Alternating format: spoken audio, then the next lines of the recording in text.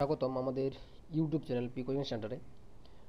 তো আজকের যে বিষয়টা সেটা হচ্ছে আমাদের যে পার্শ্ববর্তী যে রাজ্য আছে ঝাড়খণ্ড রাজ্য, সেই ঝাড়খণ্ড রাজ্যে কিন্তু মাধ্যমিক আচার্য সংযুক্ত প্রতিযোগিতার পরীক্ষা অর্থাৎ নতুন একটা ভ্যাকেন্সি কিন্তু প্রকাশিত হয়েছে। এবং এই ভ্যাকেন্সিতে কারা কারা অ্যাপ্লাই করতে পাবে এবং আদার স্টেটের যে সকল ছেলেমেয়েরা আছে বা পরীক্ষার্থীরা আছে তারা কি এই ভ্যাকেন্সিতে আদৌ কি অংশগ্রহণ করতে পারবে কি পারবে কি নেই। তো তার যে অফিসিয়াল যে নোটিশ, সেই নোটিফিকেশান কিন্তু অলরেডি প্রকাশিত হয়ে গেছে। সেই নোটিশে কী কী বিষয় বলা আছে এবং কী কী যোগ্যতা লাগবে, এবং তার সাথে বলে রাখি যে বাংলা, ইংলিশ এবং আদার্স যে সকল সাবজেক্টগুলো আছে প্রত্যেকটা সাবজেক্টে কতগুলো ভ্যাকেন্সি আছে, এবং ইউআরদের ক্ষেত্রে বা আদার স্টেট কোন কাস্টের বা কোন ইউআর না অন্য কাস্টে মান্যতা পাবে, সম্পূর্ণ বিষয়টা কিন্তু এই ভিডিওর মাধ্যমে কিন্তু আলোচনা করব। এবং শেষে প্রত্যেকটা সাবজেক্টের কিন্তু সিলেবাস আমরা সঠিকভাবে আলোচনা করব। বিশেষ করে কিন্তু আমরা বাংলা বিষয়ের যে সিলেবাসটা আছে সেই সিলেবাসটা কিন্তু আমরা আগে গুরুত্ব দেবো। তো সকলকে বলে রাখি, আমরা এদের এই ইউটিউব চ্যানেল সব ধরনের শিক্ষক নিয়োগ সংক্রান্ত যে সকল তথ্যগুলো আমরা পেয়ে থাকি সেইগুলো সবার আগে সবার প্রথম আমাদের ইউটিউব চ্যানেল পি কোচিং সেন্টারে দিয়ে থাকি। তাই যারা যারা অবশ্যই নতুন এসে থাকবে অবশ্যই চ্যানেলটা সাবস্ক্রাইব করে দিও, এবং পাশে থাকা যে বেল আইকনটি থাকবে সেটা কিন্তু অন করে দিও, যাতে সবার আগে সবার প্রথম তোমাদের কাছে সকল বিষয়ের নোটিফিকেশান তোমাদের কাছে যেন পৌঁছে যায়। তো এই নোটিফিকেশানে কী কী বলা হয়েছে সম্পূর্ণ বিষয়টা জানবো। তো এইখানে যে হেডিংটা দেওয়া আছে যেটা বলা আছে ঝাড়খণ্ড প্রশিক্ষিত মাধ্যমিক আচার্য সংযুক্ত প্রতিযোগিতা পরীক্ষা 2025, বিজ্ঞাপন সংখ্যা 02/2025, অর্থাৎ এটা দ্বিতীয়বার কিন্তু এই পরীক্ষাটা হতে চলেছে। প্রথমে যে বিষয়টা বলা আছে সেটা হচ্ছে কিন্তু আবেদন পরীক্ষা শুল্ক, অর্থাৎ পরীক্ষা শুল্ক হচ্ছে কিন্তু 100 টাকা। ঠিক আছে। যেখানে বিহার রাজ্যে যদি আমরা দেখি ফর্ম ফিল আপের সময় কিন্তু ফর্ম ফিল আপের মতন সময়ের যে টাকাটা লাগে সেটা কিন্তু প্রায় 750 মতন কিন্তু একটা টাকা লাগে শিক্ষক নিয়োগের ক্ষেত্রে, এবং স্টেট পরীক্ষার ক্ষেত্রে দেখেছি আমরা কিন্তু সেম একই ওরকমই কিন্তু একটা ফর্ম ফিল আপের সময় লেগেছিল। এবং ঝাড়খণ্ড টেটে যখন আমরা অ্যাপ্লাই করেছিলাম তখন কিন্তু 1300 টাকা মতো লেগেছিল। কিন্তু এই মাধ্যমিক যে পরীক্ষাটা হচ্ছে, যে ঝাড়খণ্ড প্রশিক্ষিত মাধ্যমিক আচার্য সংযুক্ত প্রতিযোগিতা যে পরীক্ষাটা হচ্ছে 2025, সেখানে কিন্তু আবেদন করার জন্য মাত্র 100 টাকা ফর্ম ফিল আপের জন্য লাগছে। ঠিক আছে। তো বাকি যে বিষয়টা বলা আছে সেটা এসসি এসটি, যেখানে ঝাড়খণ্ড যে সকল বাসিন্দারা আছে তাদের জন্য কিন্তু 50 টাকা লাগছে।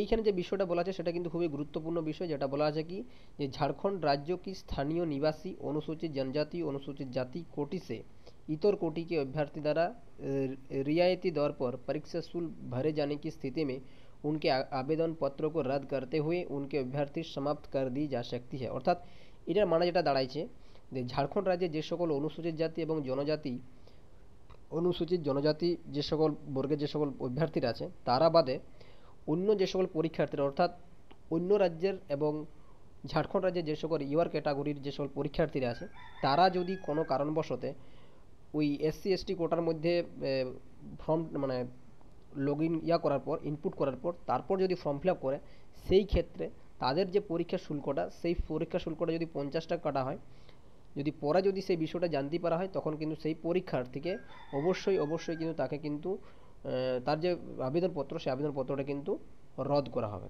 ঠিক আছে, ক্লিয়ার। बिना परीक्षा शुल्क भुगतान किए आवेदन पत्र स्वीकार नहीं होंगे और वो रद्द किए जा सकते हैं सकेंगे, অর্থাৎ কোনো কারণবশত কিন্তু পরীক্ষার শুল্ক না দিয়ে কিন্তু তার আবেদন কিন্তু স্বীকার করা হবে না। যদি কেউ না দিয়ে থাকে সেই ক্ষেত্রে কিন্তু সেই আবেদনটা কিন্তু রদ করা হবে। পরীক্ষা শুল্ক অপ্রতিদেয়, অর্থাৎ যে পরীক্ষা যেমন ফর্ম ফিল আপ করছি তার যে টাকাটা দিয়ে সেই টাকাটা কিন্তু কোনো প্রকারভাবে কিন্তু নন রিফান্ডেবল, মানে যে কোনো প্রকারভাবে কিন্তু ফেরত দেওয়া হবে না। ঠিক আছে। তাহলে মোটামুটি বিষয় এখানে দাঁড়াচ্ছে যেটা ঝাড়খণ্ডের বাইরেও যে সকল পরীক্ষার্থীরা আছে তারাও কিন্তু এই ফর্মটা কিন্তু অ্যাপ্লাই করতে পারবে। ঠিক আছে। এইবারে এই ফর্মটা ফিল আপ করার জন্য যোগ্যতা কী কী লাগবে সম্পূর্ণ বিষয়টা কিন্তু বলবো। প্রথম যে বিষয়টা আসছে সেটা হচ্ছে কিন্তু ভ্যাকেন্সির বিষয়টা। ঠিক আছে। এইখানে যে বিষয়টা আছে সেটা হচ্ছে প্রথম হচ্ছে মাধ্যমিক আচার্য রাজনীতিশাস্ত্র। তো এই বিষয়টা আমাদের অতটা জানার দরকার নেই। যে সকল বিষয়গুলো আমাদের খুবই গুরুত্বপূর্ণ, যেমন হচ্ছে প্রথম আছে কিন্তু মাধ্যমিক আচার্য অ্যাপ্লাইড ইংলিশ। ঠিক আছে। অনারক্ষিত হচ্ছে 22টা সিট আছে। অনারক্ষিত হচ্ছে 22টা সিট। তারপর হচ্ছে বাকিটা দেখার দরকার নেই আমাদের, টোটাল সিট হচ্ছে 22টা ইংলিশে, ওভারঅল সিট হচ্ছে 54টা সিট আছে। ঠিক। তারপর আছে কিন্তু উর্দু বিষয় টোটাল 37টা সিট আছে ইউআরদের ক্ষেত্রে। তারপর আসছে কিন্তু আমাদের যে বিষয়টা সাঁওতালি বিষয়ের ক্ষেত্রে কিন্তু ইউআরদের ক্ষেত্রে 34টা সিট থাকবে। টোটাল সিট হচ্ছে কিন্তু 38টা, 83টা। তারপর হচ্ছে বাংলা, যেটা আমরা খুবই চর্চিত অবস্থাতে আছি, যেটা হচ্ছে বাংলা বিষয়ে যেটা হচ্ছে যে ভ্যাকেন্সির পরিমাণটা আছে ইউআরের ক্ষেত্রে, সেটা হচ্ছে মাত্র 11টি কিন্তু ভ্যাকেন্সি আছে। টোটাল সিট কিন্তু 25টা। তাহলে আমাদের বাংলা বিষয়ে যে ভ্যাকেন্সির পরিমাণটা, সেই ভ্যাকেন্সির পরিমাণটা মাত্র 11টি ভ্যাকেন্সি আছে, এবং ওভারঅল যে ভ্যাকেন্সির পরিমাণ সেটা কিন্তু 25টা ভ্যাকেন্সি। ঠিক, তাহলে এই গেল ভ্যাকেন্সির বিষয়টা। তারপর আসছে আমাদের যে বিষয়টা, সেটা হচ্ছে কিন্তু আমাদের বয়সের ব্যাপারটা। এইখানে যেটা আছে শিক্ষকতা যোগ্যতা কী কী লাগবে, এই যে হাইলাইট করা আছে এইখানে বিষয়টা কিন্তু বলা আছে পুরোপুরি যে किसी भी मान्यता प्राप्त विश्वविद्यालय से राज्यों की सरकारी विद्यालय में माध्यमिक सेकेंडरी क्लास 9 থেকে 12 स्तर पर पढ़ाए जाने वाले विषय में से नियुक्त के विषय में कम से कम 50% अंक सहित स्नातकोत्तर तथा राष्ट्रीय अध्यापक शिक्षा परिषद से मान्यता प्राप्त संस्थान से শিক্ষা में স্নাতক বিএড। অর্থাৎ এইখানে বলতে চাই যে আমরা যে বিষয়টা আমরা অ্যাপ্লাই করব যে বিষয়ের ক্ষেত্রে, সেই বিষয়ে যদি আমাদের 9 থেকে 12 পর্যন্ত যে বিষয়টার জন্য আমরা পড়াশোনা করেছি সেই বিষয়ে আমাদেরকে অবশ্যই কিন্তু 50% নাম্বার থাকতে হবে, এবং তার সাথে কি গ্র্যাজুয়েশন 50% এবং বিএডও কিন্তু গ্র্যাজুয়েশন বলছি, এমএ তো কিন্তু 50% এবং গ্র্যাজুয়েশনও কিন্তু 50% থাকার কথা কিন্তু এখানে বলা হয়েছে। ঠিক আছে, এটা শিক্ষকতা যোগ্যতা যে বিষয়টা দাঁড়াচ্ছে যে আমরা যে বিষয়ে পড়াশোনা করেছি সেই বিষয়ে 50% এবং গ্র্যাজুয়েশনও 50%, এবং তার সাথে থাকছে কিন্তু বিএডও কিন্তু 50%। এই গ্র্যাজুয়েশন বলছি, এটা হচ্ছে এমএ স্নাতকোত্তর। ঠিক আছে, এমএতেও কিন্তু 50% থাকতে হবে। ঠিক আছে, তাহলে এইখানে শিক্ষকতা যোগ্যতার ক্ষেত্রে আশা করছি সকলের কিন্তু পরিষ্কার হয়ে গেছে।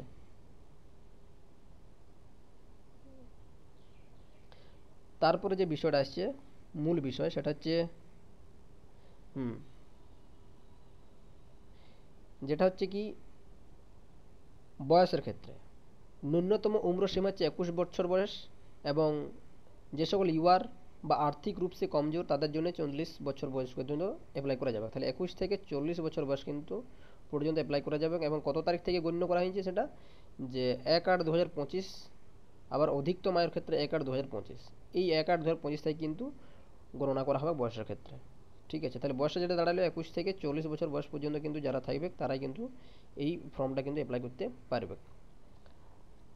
তারপরে যে বিষয়টা আছে সেটা যে মূল বিষয় এইখানটায়, आवेदन भरने के पूर्व अपने फ़ोटो এবং পূর্ণ সাক্ষরতা স্ক্যান প্রতি ভি अपने साथ রাখে। মানে ফটো এবং সাক্ষরতা যে বিষয়গুলো লাগে আমাদের, এখানে বলেছে আবেদন अपने नाम की बर्तनी व स्पेलिंग वही लिखेंगे जो मैट्रिक व 10 सर्टिफिकेट अंक प्राप्त में अंकित है।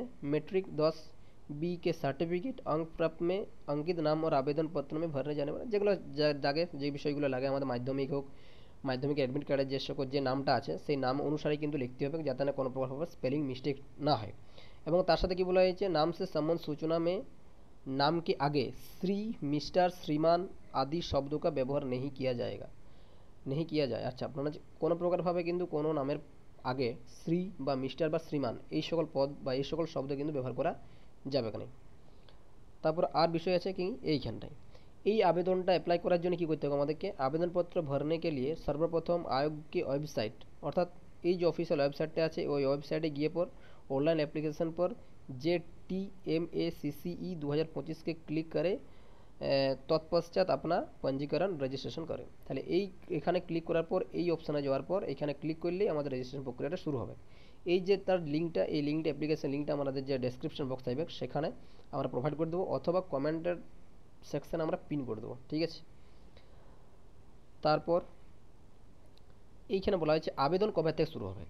আমরা সবাই জানলাম শিক্ষকতা যোগ্যতা জানলাম, ভ্যাকেন্সি সম্পর্কে জানলাম, কিন্তু আবেদন কবে থেকে শুরু হচ্ছে, তো রেজিস্ট্রেশন करने तथा सूचना दर्ज करने के दिनांक 18/6/2025, অর্থাৎ এই জুন মাসের 18 তারিখ থেকে ফর্ম ফিল আপ শুরু হবে, এবং তার যে form fill up last date হচ্ছে 17/7/2025 মধ্যরাত্রি, অর্থাৎ 12টা পর্যন্ত কিন্তু অ্যাপ্লাই করা যাবে। এবং পরীক্ষা শুল্ক অর্থাৎ যে পেমেন্ট করার যে লাস্ট ডেট সেটা হচ্ছে 19/7/2025 তারিখ পর্যন্ত পেমেন্ট করা যেতে পারে। ঠিক আছে, এত তারিখ পর্যন্ত আমরা রেজিস্ট্রেশন করতে পারি, এবং এত তারিখ পর্যন্ত আমরা কিন্তু বা 19 তারিখ পর্যন্ত কিন্তু আমরা তার পেমেন্টটা করতে পারি।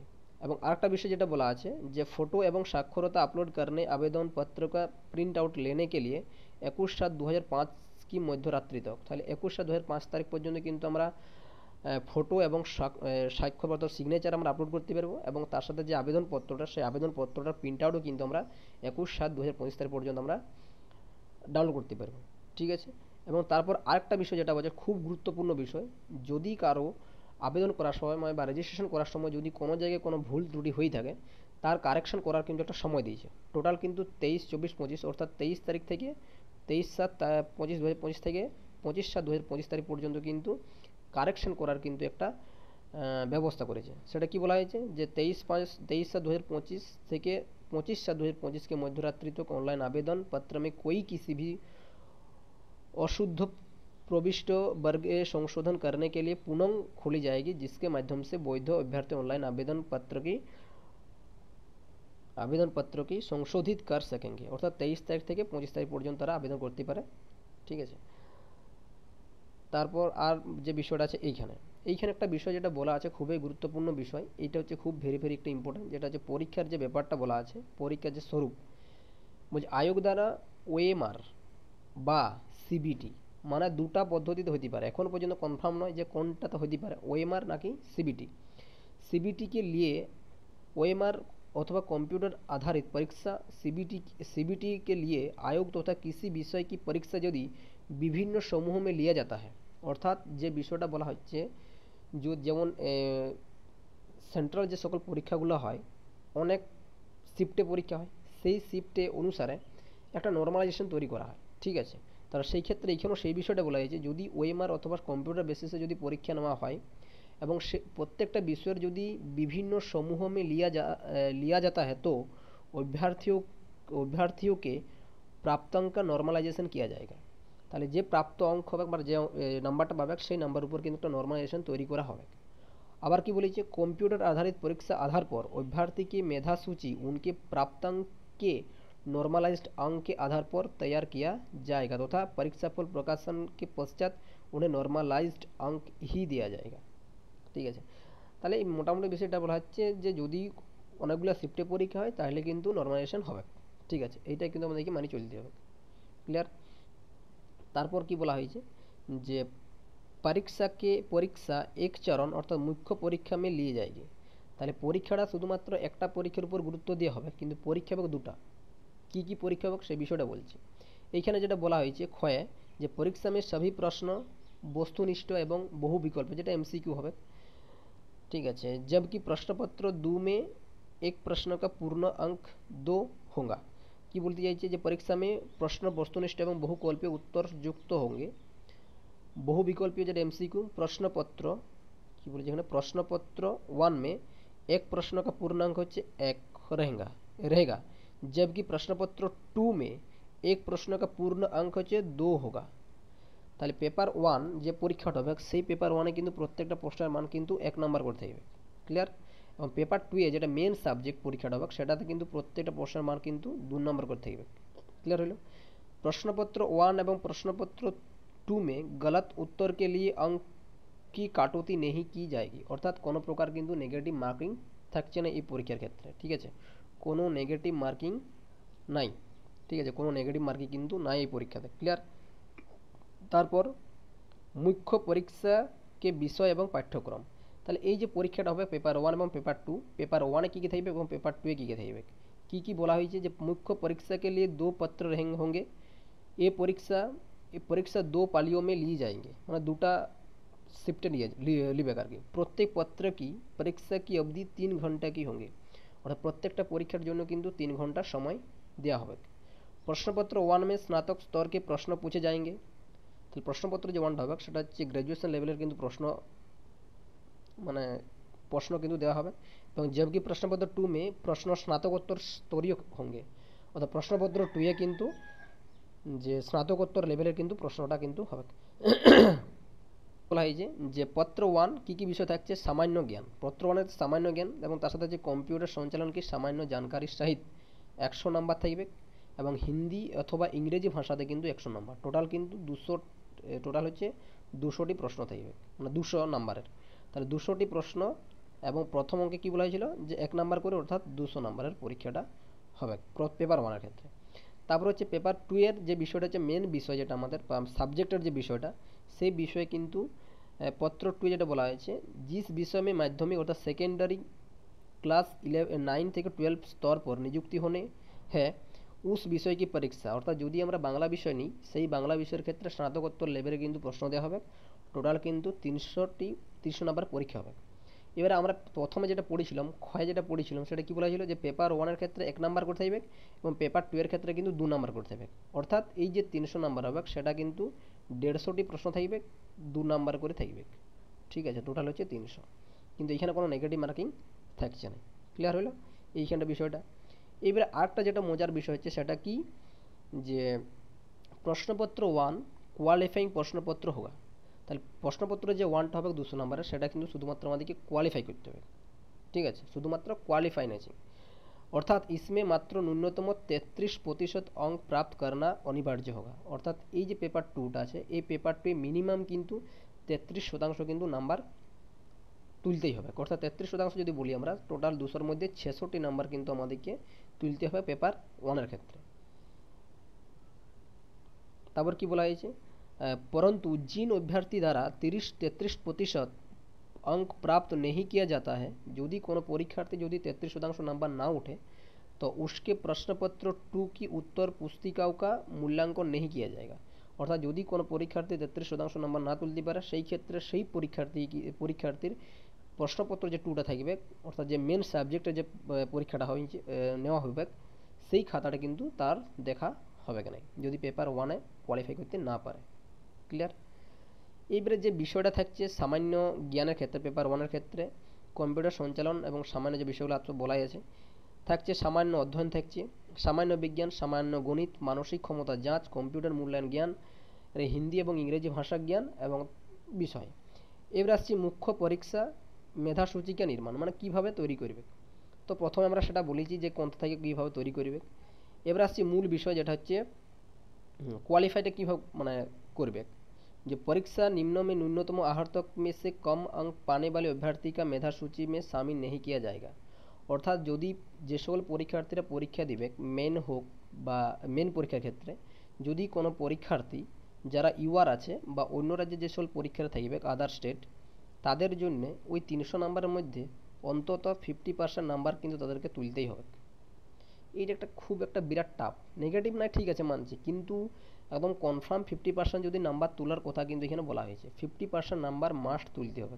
এবং যারা এসসি এসটি ওবিসি যারা কাস্টের মধ্যে আছে তাদেরকে কিন্তু 45%। ঠিক আছে, তাহলে ওই যে 300 নাম্বার আছে, ওই 300 নাম্বার মধ্যে মিনিমাম অন্তত 150 নাম্বার সকলকেই তুলতে হবে। এই 150 নাম্বারের নিচে যদি কোনো পরীক্ষার্থীর হয়, যদি লো হয়, তো সেই ক্ষেত্রে তার কিন্তু কোনো প্রকারভাবে তার মেধা সূচিতে কিন্তু তাকে সামিল করা হবে না বা তাকে কিন্তু অন্তর্ভুক্তি করা হবে না। ঠিক আছে, তাহলে মিনিমাম 150 নাম্বার আমাদেরকে তুলতে হবে, তাহলে কিন্তু আমরা কাট অফের সঙ্গে যে কাট অফ নাম্বারটা হবে সেই কাট অফের সাথে আমরা কিন্তু লড়াই করব। ঠিক আছে, তাহলে মিনিমাম 150 নাম্বার কিন্তু মাস্ট। ঠিক আছে, তাহলে 50% কিন্তু ইউআর এবং আদার স্টেটের জন্য কিন্তু 50% অবশ্যই কিন্তু তুলতে হচ্ছে। ঠিক, এই বিষয়টা গেল। এবার আসছে সিলেবাস। তো আমাদের যেহেতু বাংলা সিলেবাস, তো বাংলাটা আমরা আগে যাচ্ছি। বাকি বিষয়ের যে সিলেবাসটা আছে সেই সিলেবাসটা এই পিডিএফে কিন্তু সম্পূর্ণ দেওয়া আছে। তো যারা যারা এখন পর্যন্ত টেলিগ্রামে গ্রুপে আমাদের যে জয়েন করোনি, তোমরা অবশ্যই গিয়ে সেখানে কিন্তু জয়েন করে যাও। আমরা এই পিডিএফটা সম্পূর্ণ পিডিএফটা আমাদের টেলিগ্রামে কিন্তু প্রোভাইড করে দিচ্ছি একটু পরেই, ভিডিওটা আপলোড হওয়ার কিছুক্ষণ পর। ঠিক আছে, তো যারা যারা এখনও পর্যন্ত যুক্ত হওনি অবশ্যই গিয়ে কিন্তু সেখানে তোমরা যুক্ত হয়ে যাও। আমরা সব ধরনের কিন্তু প্রিপারেশন চলছে অলরেডি। এসএলএসটির যে আমাদের পশ্চিমবাংলায় যে পরীক্ষার কথা বলা হয়েছে তার যে ফ্রি মক টেস্ট আমাদের কিন্তু কন্টিনিউ চলছে, এবং আমাদের ইউটিউব চ্যানেলেও কিন্তু ফ্রি মক টেস্ট কিন্তু করানো হয়। ঠিক, তো আমাদের সিলেবাসটা যে বাংলা যে সিলেবাসটা, সেই বাংলার সিলেবাসে কিন্তু আমরা যাচ্ছি। ফিলোজফি কোথায় গেল,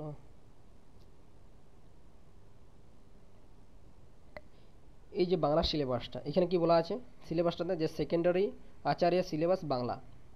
তো বাংলায় প্রথমে যেটা আছে বাংলা সাহিত্যের ইতিহাস, চর্যাপদ টু রবীন্দ্রনাথ, একদম পুরা বিষয়টা। ঠিক আছে, বাংলা সাহিত্যের। এবার হচ্ছে ভাষা উপভাষা, মানে ব্যাকরণ সম্পর্কে পুরাটা দিয়ে দিয়েছি এখানে। ঠিক আছে, ব্যাকরণটা দিয়ে দিয়েছি সম্পূর্ণ। তারপর কি কি বলা আছে, শ্রীকৃষ্ণ কীর্তন, ঠিক আছে, বড়ু চণ্ডীদাসের। তারপর হচ্ছে বৈষ্ণব পদাবলী, সিলেক্টেড পোয়েমস, যে সকল পোয়েমগুলো দেওয়া আছে সেইগুলো সম্পূর্ণ বিষয়টা এখানে বলা আছে সিলেবাসে। তারপরে দিয়েছে মেঘনাদ বোধ কাব্য, ঠিক আছে, মধুসূদন দত্ত, চ্যাপ্টার 1 থেকে 4, মানে 4টে আছে। গীতাঞ্জলি রবীন্দ্রনাথ ঠাকুরের। তারপর হচ্ছে গোরা রবীন্দ্রনাথের। কৃষ্ণকান্তের উইল বঙ্কিম চট্টোপাধ্যায়ের। তারপর হচ্ছে গিরিধা, গিরিধা হচ্ছে শরৎচন্দ্র চট্টোপাধ্যায়। তারপর হচ্ছে নীল দর্পণ দীনবন্ধু মিত্র, ঠিক আছে। রক্তকরবী রবীন্দ্রনাথ ঠাকুর। তারপর হচ্ছে বেঙ্গলি গ্রামার, যে সমাস সন্ধি কারক, তারপরে এক কথায় প্রকাশ। তারপরে ঝাড়খণ্ডের লোকসাহিত্য, ঠিক আছে। তারপর হচ্ছে যে সকল বিষয়গুলো আছে, তারপর হচ্ছে যে সাহিত্য তত্ত্ব আছে, প্রত্যেকটা বিষয় কিন্তু এখানে দেওয়া আছে। অনেক বড় একটা সিলেবাস দিয়েছে, প্রায় 19টার মতন কিন্তু সিলেবাসের মধ্যে পড়েছে। তো এই সম্পূর্ণ সিলেবাসটা আমাদের যে টেলিগ্রাম গ্রুপ আছে সেখানে কিন্তু আমরা প্রোভাইড করে দিচ্ছি। তোমরা সেখানে গিয়ে এটা ডাউনলোড করে একদম ভালো করে কিন্তু দেখে নিতে পারো, ঠিক আছে। তো এইটা অনেকটাই কিন্তু সকলের কাছে একটা বলতে গেলে ভালো খবর। এবং যদি আমি বলি, তো এইটা ফর্মটা ফিল আপ করবো কি করবো না, তো যাদের এই শিক্ষকতার যোগ্যতা আছে, ঠিক আছে, 25টি মাত্র সিট আছে, যার মধ্যে জেনারেল আছে মাত্র 11টি বাংলা বিষয়ের ক্ষেত্রে, ঠিক আছে। আদার সাবজেক্টের ক্ষেত্রে আমি বলছি না, যারা যারা অ্যাপ্লাই করার আছে তোমরা অবশ্যই করে নিতে পারো। তো বানানোর ক্ষেত্রে বলছি, যেহেতু এখানে 11টা সিলেবাস, 11টা মাত্র সিট আছে ইউআরের ক্ষেত্রে, আর সিলেবাসটাও কিন্তু অনেকটাই বড়। আমাদের এসএলএসটির যে সিলেবাস সেটার সাথে কিছুটা কিন্তু মিল আছে, মানে কিছুটা বলতে বাংলা সাহিত্যটা আছে, আর ব্যাকরণ, আর আছে বৈষ্ণব পদাবলী, এই কিছু কিছু কিন্তু আছে। এবং তার সাথে কিন্তু যদি আমরা দেখতে যাই, এই ঝাড়খণ্ডের যে যে সাহিত্যগুলো আছে সেইগুলো যদি পড়তে যাই, সেই ক্ষেত্রে কিন্তু আমাদের এসএলএসটি হোক বা বিহার হোক, সেই ক্ষেত্রে কিন্তু আমাদের একটা প্রবলেম হবে। তো এই বেসিসে কিন্তু পরীক্ষার কোথাও কিন্তু এখনো ঝাড়খণ্ড প্রকাশ করে নেই, তো সেই ক্ষেত্রে ফর্মটা ফিল আপ কিন্তু করতে পারো। আবার যদি কারো মনে হয় যে না আমি এসএলএসটি জোর দেবো, তাহলে কিন্তু ফর্মটা ফিল আপ করার কিন্তু কোনো দরকার নাই। ক্লিয়ার? তো চলো, পরবর্তী আমরা যখনই কোনো নিউজ পাবো অবশ্যই তোমার সঙ্গে সেই বিষয়টা তুলে ধরবো। তো এখনকার মতন সকলকে কিন্তু জয় হিন্দ।